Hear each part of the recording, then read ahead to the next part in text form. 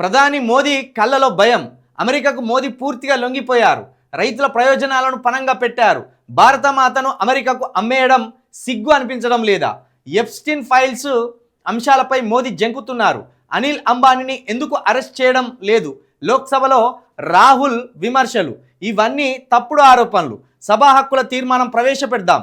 రిజిజు ఎప్స్టీన్ను 3-4 సార్లే కలిశాను. ఆయన నేరాలతో నాకు సంబంధం లేదు. హర్దీప్ సింగ్.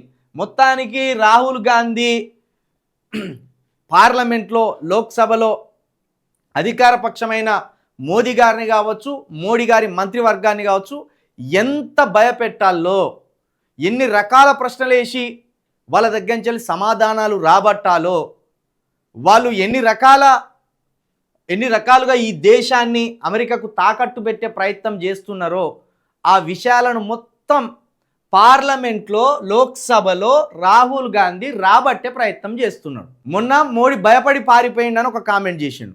ఇవాళ ఏకంగా మోడీని కళ్ళలో భయం ఉన్నది, నువ్వు భారతమాతను అమెరికా తాతకు కట్టబెట్టినవు, భారతమాతను అమ్మేసినవు, అమెరికా ముందు లొంగిపోయినవు.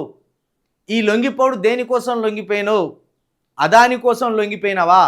లేకపోతే ఎప్స్టీన్ ఫైల్స్లో ఈ బీజేపీ నేతలకు సంబంధించిన పేర్లు ఉన్నాయనా? లేకపోతే ఎప్స్టీన్ ఫైల్స్లో మోడీ గారి పేరు ఉందనా? లేకపోతే భారతదేశానికి సంబంధించిన పెద్దల పేర్లు ఉన్నాయనా? అది వాణిజ్యవేత్తలు కావచ్చు, రాజకీయ నాయకులు కావచ్చు, సినిమా యాక్టర్స్ కావచ్చు, వీళ్ళ భాగోతం అంతా ఈ ఎప్స్టీన్ అనే ఫైల్స్ తోటి ముడిపడి ఉన్నదా అనేది రాహుల్ గాంధీ గారు ప్రశ్నల వర్షం కురిపిస్తున్నారు. అయితే ఆఖరికి హర్దీప్ సింగ్ బయటపడ్డాడు.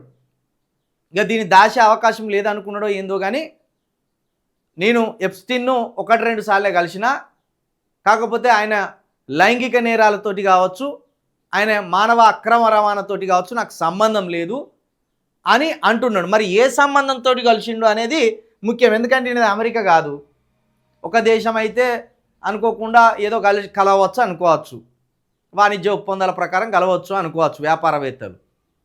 మరి బీజేపీకి సంబంధించిన హర్దీప్ సింగ్ ఏ పని మీద ఎప్స్టీన్ కలిసిండు?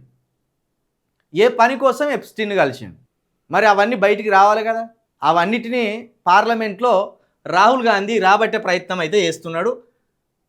అమెరికాతోటి ట్రేడ్ డీల్ ఏదైతే ఉన్నదో ఆ ట్రేడ్ డీల్ని రాహుల్ గాంధీ కావచ్చు, కాంగ్రెస్ కావచ్చు, ఏ మాత్రం భారతదేశానికి మంచి జరగని డీల్గా, అసలు ఉపయోగం లేని డీల్గా దాన్ని వర్ణిస్తున్నాడు రాహుల్ గాంధీ గారు. భారతమాతను అమెరికాకు అమ్మేయడానికి సిగ్గు అనిపిస్తలేదా అన్నాడు డైరెక్ట్ మోడీ గారిని పట్టుకొని. లోక్సభలో మోడీ గారిని పట్టుకొని భారత్ మాతను అమెరికాకు అమ్మేయడానికి ఏమాత్రం సిగ్గు అనిపిస్తలేదా? ఎప్స్టీన్ ఫైల్స్పై ఎందుకు భయపడుతున్నారు? ఎప్స్టీన్ తోటి మీకు ఏమైనా సంబంధాలు ఉన్నాయా? ఉంటే ఎలాంటి సంబంధాలు? లోక్సభలో చెప్పు, ప్రజల ముందు చెప్పు. అంత భయం ఎందుకు పడుతున్నావు అనే మరొక మాటను కూడా అన్నాడు.